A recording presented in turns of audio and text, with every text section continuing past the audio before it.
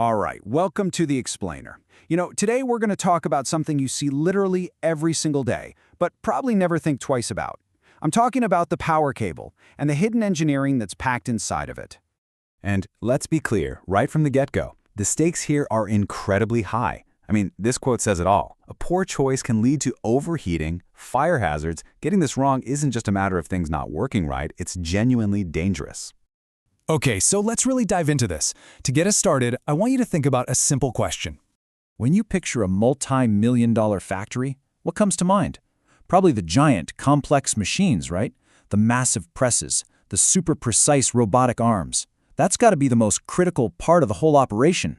But you know what? In reality, all of that incredible power, all that precision, it's completely, utterly useless without one single key component.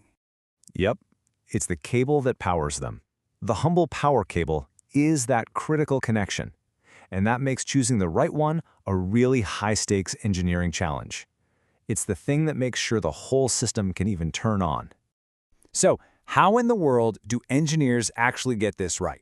Well, it all boils down to this incredible balancing act between two really crucial and kind of competing factors.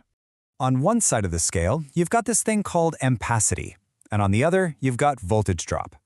Now, these two ideas are in a constant tug of war, and if you get the balance wrong, well, the whole thing fails. Okay, so ampacity. This one is all about heat. Think of it as the cable's maximum current carrying capacity. The water pipe analogy is perfect here. If you try to force way too much water through a tiny little pipe, what happens? Friction builds up, it gets hot, and eventually something's got to give. Same exact thing with electricity in a cable. And then you've got voltage drop. This one is all about distance. You know how the water pressure at the end of a really long garden hose is just kind of sad? That's voltage drop. The longer the cable, the more of that electrical pressure gets lost along the way. And that can literally starve the equipment at the other end of the power and needs to work right.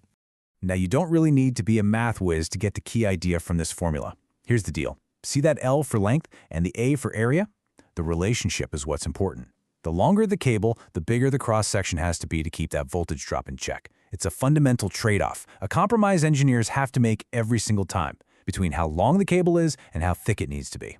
But getting the math right on paper is one thing. It's a whole other ballgame when these cables have to actually survive out there, in the real world, with all its messy, unpredictable variables. Take a look at this. A cable's outer skin, its insulation, is so important. And it has to be chosen specifically for where that cable is going to live. So for just basic indoor stuff, simple PVC works just fine. But if you're in a heavy industrial plant with all sorts of heat and chemicals, you're going to need something tough, like high-performance XLPE. Or what if it's in a subway tunnel? Then you'd want LSHZ, that stands for low smoke, zero halogen, which is absolutely critical for minimizing toxic fumes if there's ever a fire. So here's the bottom line. It's not just about the cable itself.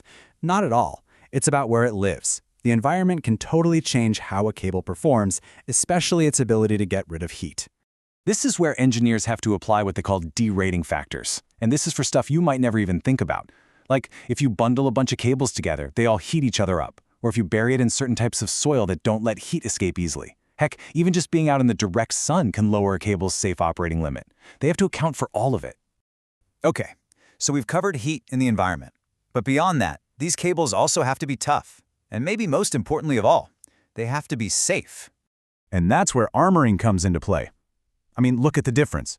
If a cable is tucked away safely inside a control panel, fine, it can be unarmored. But what if you need to bury it in the ground, or run it right across a busy factory floor where a forklift might roll over it? No way. For that, you need a steel wire armored cable. It's basically a flexible suit of armor for the wires inside. But the ultimate safety net? The one feature that is absolutely non-negotiable and mandatory in every single installation? That's the Protective Earth Conductor, or PE. Think of it as the silent guardian. It doesn't carry any power during normal use. But if something goes wrong, if there's a fault, it provides a safe path for all that dangerous electricity to go, tripping the breaker and preventing a potentially lethal electric shock. Okay, so we've got ampacity, voltage drop, insulation, derating factors, armor, safety wires. Phew. How do engineers possibly put all of this together to make sure they get a safe, reliable result every single time? They do it by following a super disciplined, methodical checklist. And look, this is way more than just a simple to-do list. This is the collected wisdom of decades of engineering, of learning from what works and, more importantly, from what doesn't. It's how they take this incredibly complex web of variables and turn it into a repeatable process, a science, that guarantees the system will be safe, reliable, and efficient. So the next time you plug something in, or just see a thick cable running along a wall, maybe you'll see it a little differently. Maybe you'll see all that hidden science packed inside. It's just an amazing testament to how meticulous engineering can take what could easily be the weakest link in a system and turn it into one of the absolute strongest, quietly and safely powering our entire world.